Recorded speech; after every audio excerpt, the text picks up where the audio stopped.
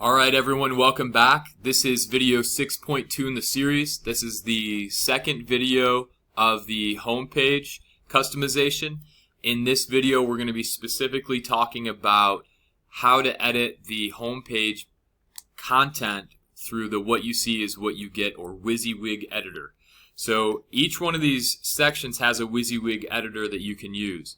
Now essentially a WYSIWYG editor is just nothing more than a word processing type program. So if you've ever used any sort of word processor, you're probably going to be able to pick this up pretty quickly.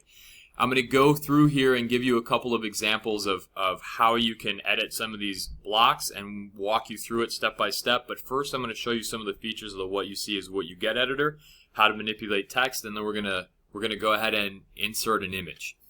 So if you look at this What You See Is What You Get editor, it probably has a pretty familiar format, and a lot of this is fairly self-explanatory. What's really cool about What You See Is What You Get editors is we can actually just take this and start typing just like you would in a word processing program. So this is some text that we are writing. Alright, so that's pretty neat. Let's say though we wanted to take this text and make it italicized. We literally just click it. We can make it bold. There's so many things that you can do. We can change the font sizes, make it bigger. We can make it smaller. We can change the font family. It's totally up to you as to what it is that you want to use this for. But there's tons of text editing pieces in here that are going to be super helpful to you. You can center text. So let's say we're here and we want to have the center, we can center it or left align or do whatever it is that we needed to do. In addition to that, we can create ordered lists, unordered lists. We can also create ordered lists, so 1 item, 2 items, and so on and so forth, right? You're able to indent with this. You just got to click the button. So really, I'm not gonna beat a dead horse here. Go through, play with it, see what you can do. It's pretty cool. That's really the best way to learn. Clear one of these blocks, get in there, try it out for yourself and see what you're gonna do. If you notice, there's a few other icons that don't seem like they've got anything to do with text editing, and you're absolutely right. So let's say, for example, we wanted to link this item. Well, we can grab this item and we can insert a link here. Now in this link, let's just go ahead and link it to the design studio. We'll put design. The title, we'll leave that, and we're going to have this open up into a new window. We'll click OK, go over here, we're going to save this page, and we'll refresh our home page. We're going to go down to that About block that we were working on, and you can see that what we've put in here is already there. So let's go ahead and click that item, and that link is working just fine. So, the more that you play with the What You See Is What You Get editor, the better you're going to get at it. So that's essentially how you would handle all that stuff.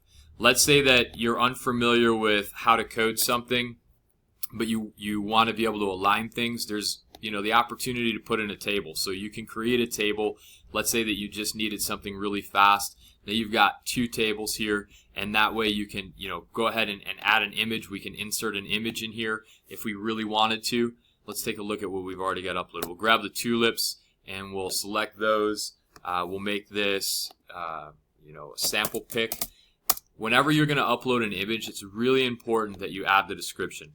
Now the description is going to be read by screen readers for people with disabilities, and that's how they're going to be able to know what that is actually an image of.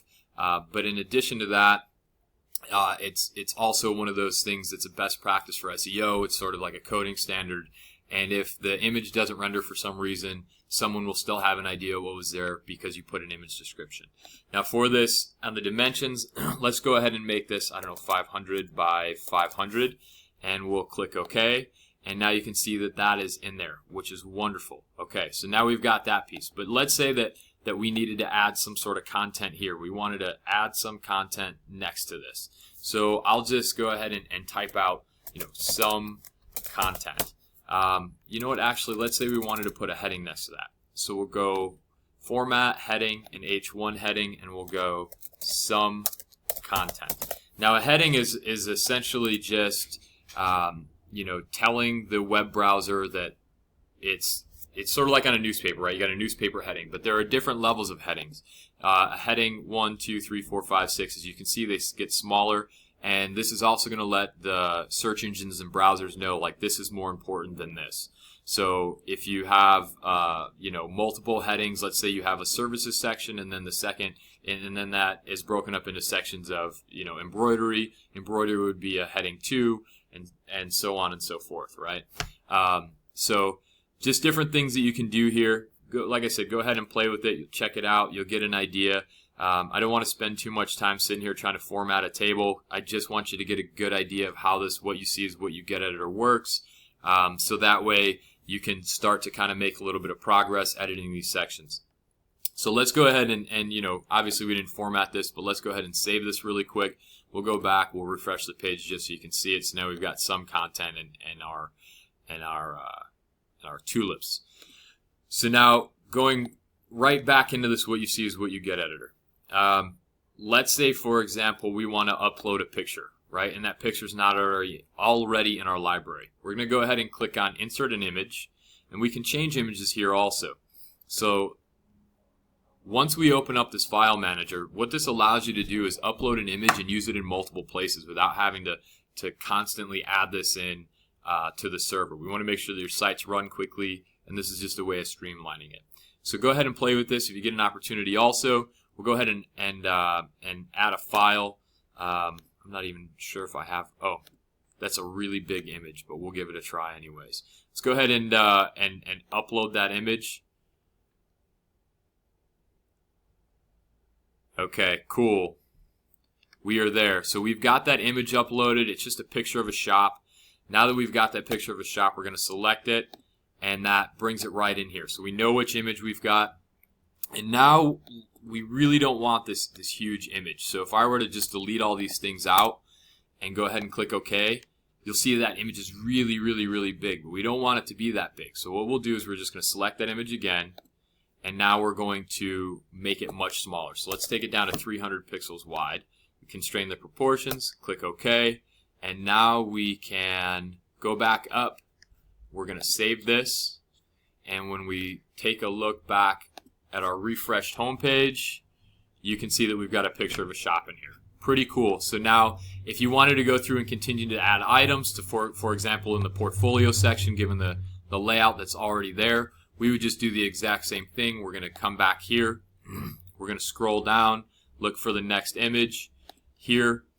Now we'll go ahead and say, portfolio image 2. Excellent. We're going to delete all this stuff out of there, and we're just going to grab another image. Let's just grab an image of a t-shirt. We'll select it. Let's constrain it to 300 by 225, just like the last one. Click OK.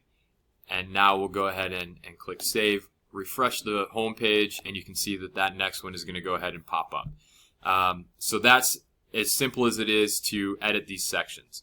Now, I know I said I was only going to put 2 videos for this homepage section. I'm actually going to do a 3rd video right after this, because I really want to show you that the WYSIWYG editor is wonderful. It's great. It's going to get you what you need.